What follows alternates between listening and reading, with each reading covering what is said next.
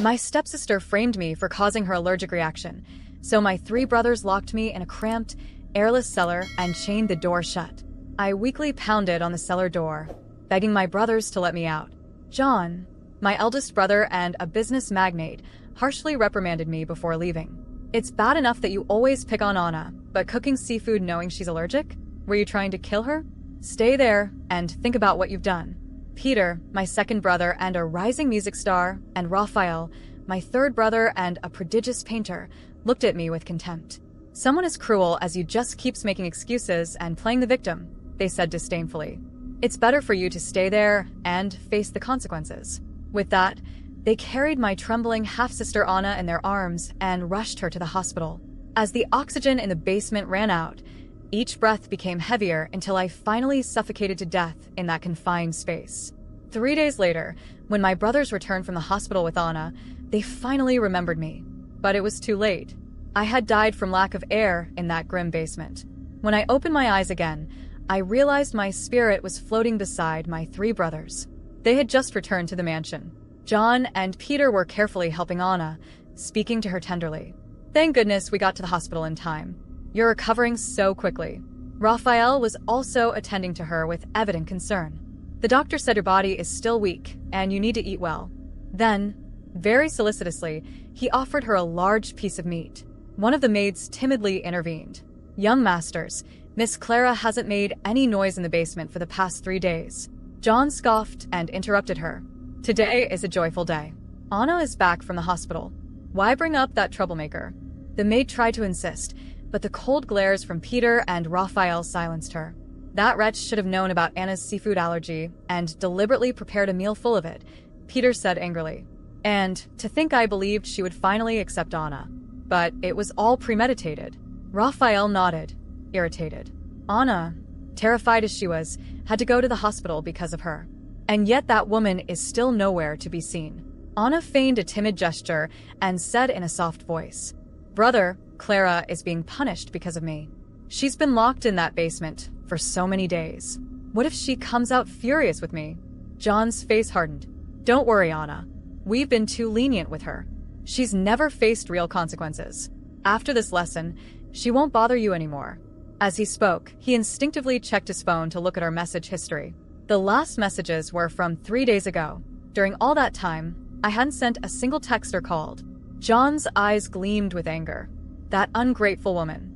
It's been days, and she hasn't even asked how Anna is doing. Anna squeezed John's hand and said with a trembling voice, I just wanted my sister to spend time with me. I never wanted to take anything from her. John set his phone aside and gently patted Anna's head. You're so noble, Anna. Unlike her. She's just ungrateful.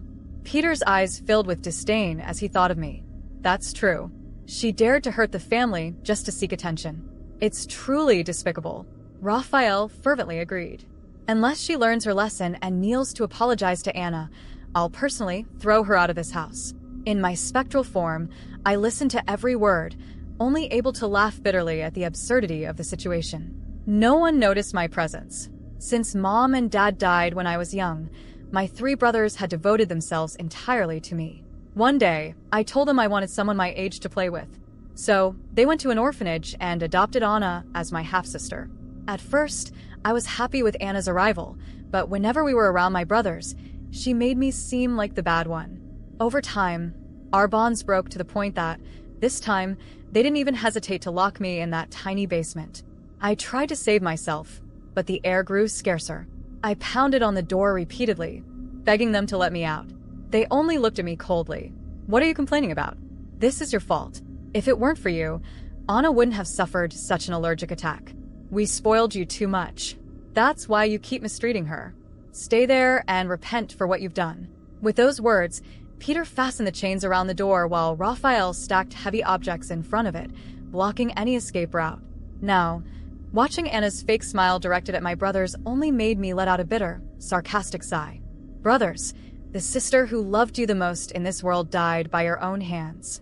Anna tugged at John's sleeve, appearing shy. Brother, please don't be angry. It's my fault for being so weak and having allergies. I'm sure Clara didn't mean any harm. Please, don't blame her so much. John's expression grew even darker, and he spoke harshly. That girl. We spoiled her too much, and that's why she became so arrogant. Peter's eyes glimmered with restrained fury. The older she gets, the more selfish she becomes. If it weren't for her, Anna wouldn't be going through all this. Anna then showed her arms and legs, where faint marks of irritation still lingered on her skin. To the three brothers, those red marks were living proof of my supposed betrayal. Raphael gently ran his hand over the marks. Does it still hurt, Anna? She lowered her gaze, pretending to be on the verge of tears. It doesn't hurt, really. I'm fine. Peter's anger finally overflowed. If we had arrived at the hospital any later, this could have cost you your life. And after all these days, Clara hasn't sent a single message, not even an attempt at an apology. John, filled with rage, declared, "Go get that ungrateful girl.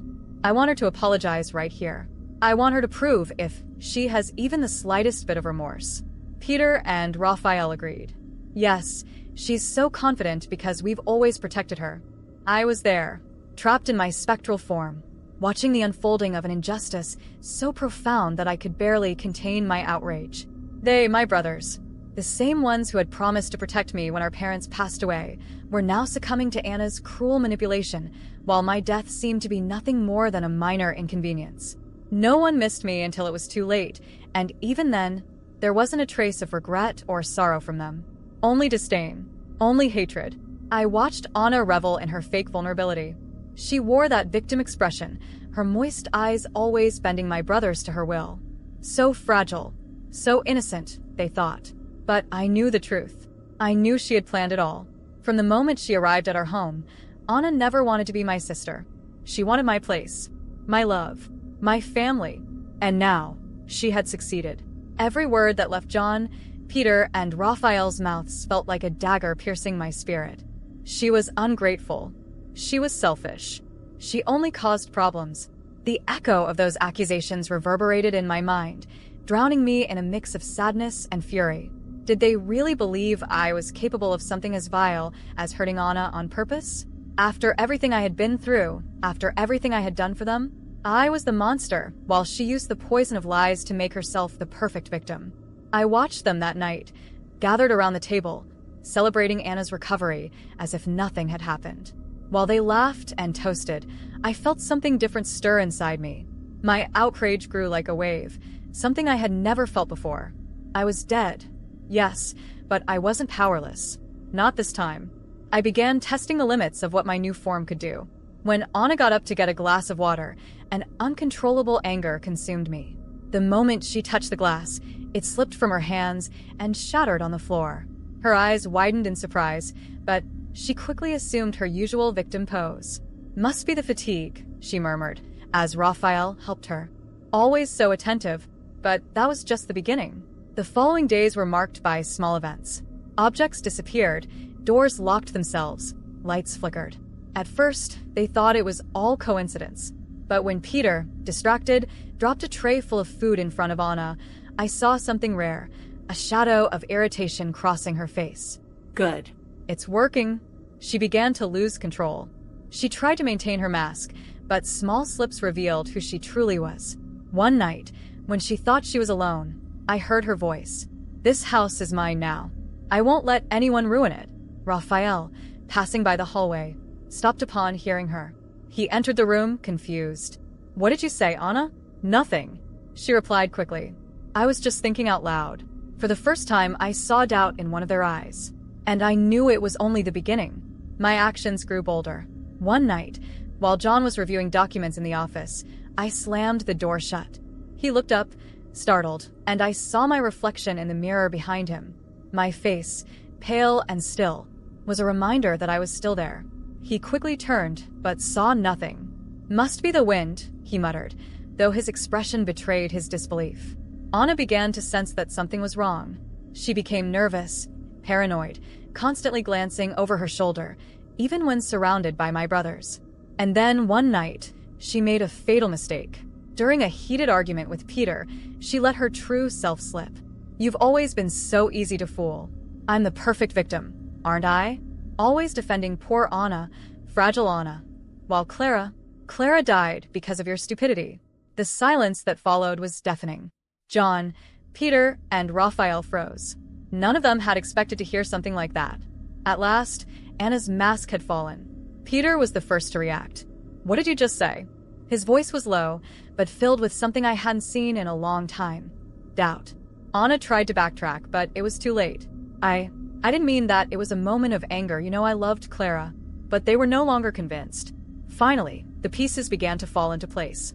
The small lies, the manipulations, the glances, the fake smiles. It was all there, right in front of them, and they had been blind the entire time. John rose slowly, his face marked with guilt. "We let her die. And you knew." Anna tried to defend herself, but Raphael interrupted her. "Shut up. You played all of us. Clara died because of us, but you're the one who should have been in that basement." As I watched the scene, I felt something I hadn't felt in a long time. Relief. They finally saw the truth. But it wasn't enough.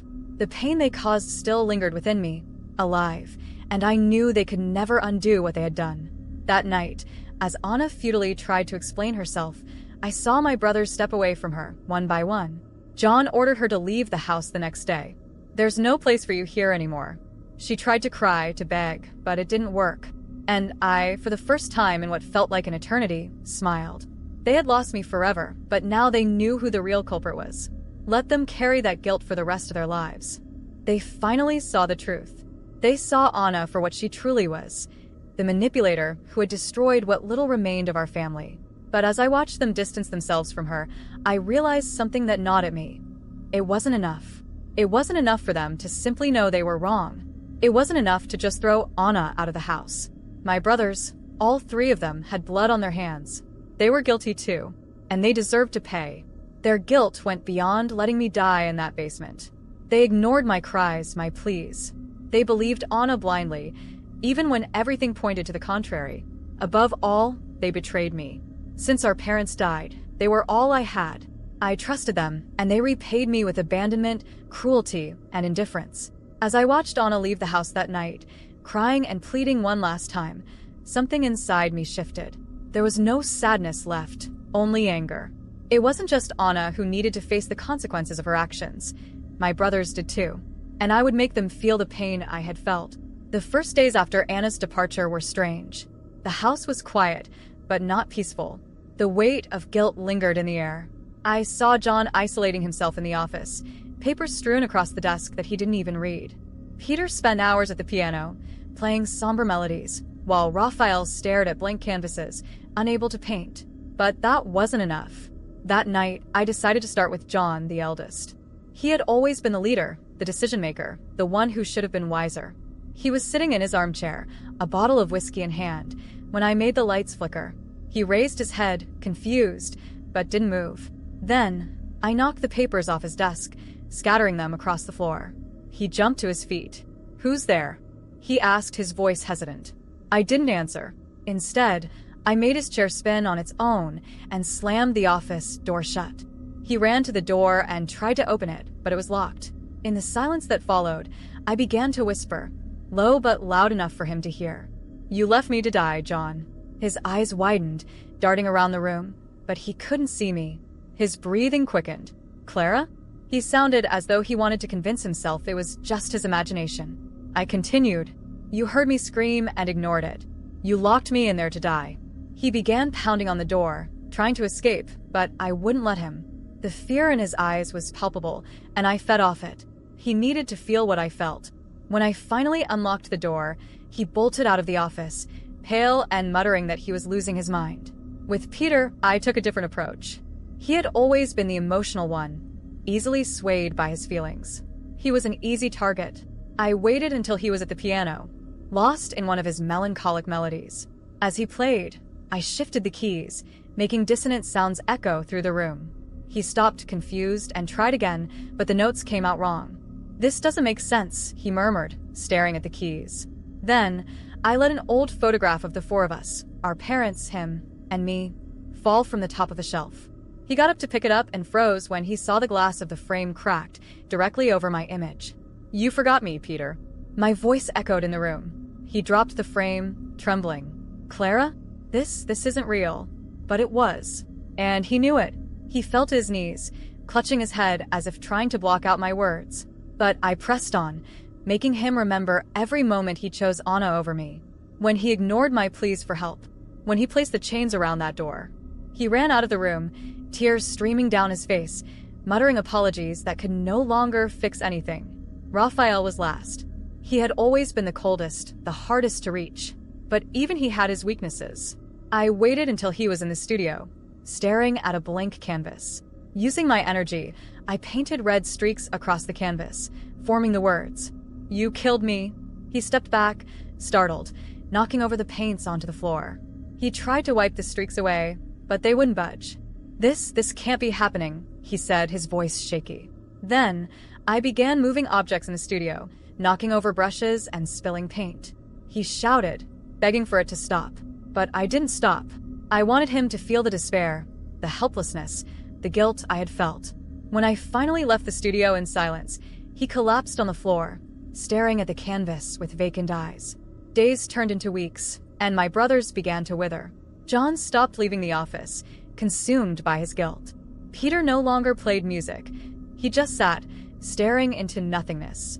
Raphael abandoned his paintings, unable to create anything. The house, once full of life, had become a mausoleum of regret and pain. I could have stopped there. I could have let the guilt consume them slowly. But it wasn't enough. They needed to confront their actions. They needed to admit what they had done. One night, I made them all gather in the main hall.